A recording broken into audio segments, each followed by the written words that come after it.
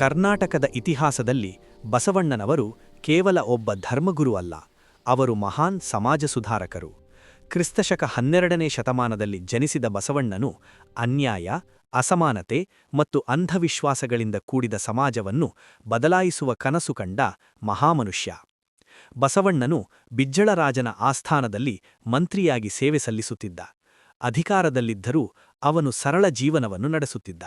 ಅವನಿಗೆ ಎಲ್ಲರೂ ಸಮಾನ ಎಂಬ ದೃಢ ನಂಬಿಕೆಯಿತ್ತು. ಜಾತಿ, ಲಿಂಗ, ಸಂಪತ್ತು ಎನ್ನುವ ಭೇದಗಳನ್ನು ಅವನು ಒಪ್ಪಲಿಲ್ಲ. ಕಾಯಕವೇ ಕೈಲಾಸ ಎಂಬ ವಚನದ ಮೂಲಕ ದುಡಿಯುವ ಕೆಲಸವೇ ಪೂಜೆ ಎಂದು ಜನರಿಗೆ ತಿಳಿಸಿದ.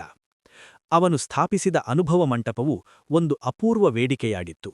ಇಲ್ಲಿ ಮಹಿಳೆಯರು, ಶೂದ್ರರು, ದಲಿತರು ಸೇರಿದಂತೆ ಎಲ್ಲರೂ ತಮ್ಮ ಅಭಿಪ್ರಾಯಗಳನ್ನು ಮುಕ್ತವಾಗಿ ವ್ಯಕ್ತಪಡಿಸುತ್ತಿದ್ದರು.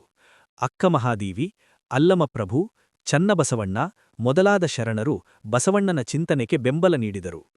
ಬಸವಣ್ಣನು ಲಿಂಗಧಾರಣೆಯ ಮೂಲಕ ವ್ಯಕ್ತಿಗತ ಭಕ್ತಿಯನ್ನು ಮಹತ್ವ ನೀಡಿದ. ದೇವಾಲಯಕ್ಕಿಂತಲೂ ಮಾನವ ಹೃದಯವೇ ದೇವಾಲಯ ಎಂದು ಅವನು ಬೋಧಿಸಿದ. ಅವನ ವಚನಗಳು ಸರಳ ಭಾಷೆಯಲ್ಲಿ ಆಳವಾದ ಅರ್ಥ ಹೊಂದಿದ್ದು ಜನಸಾಮಾನ್ಯರ ಬದುಕಿಗೆ ದಾರಿ ತೋರಿಸಿದವು. ಸಮಾಜದ ಅಸಮಾನತೆಯ ವಿರುದ್ಧ ನಿಂತ ಬಸವಣ್ಣನು ಅನೇಕ ವಿರೋಧಗಳನ್ನು ಎದುರಿಸಿದರೂ ತನ್ನ ತತ್ವಗಳನ್ನು ತ್ಯಜಿಸಲಿಲ್ಲ. ಅವನ ಜೀವನವೇ ಸತ್ಯ, ಸಮಾನತೆ ಮತ್ತು ಮಾನವೀಯತೆಯ ಪ್ರತೀಕವಾಗಿತ್ತು. ಇಂದಿಗೂ ಬಸವಣ್ಣನ ವಚನಗಳು ನಮ್ಮನ್ನು ನ್ಯಾಯ, ಸಹಾನುಭೂತಿ ಮತ್ತು ಸಮಾನತೆಯ ಮಾರ್ಗದಲ್ಲಿ ನಡೆಯಲು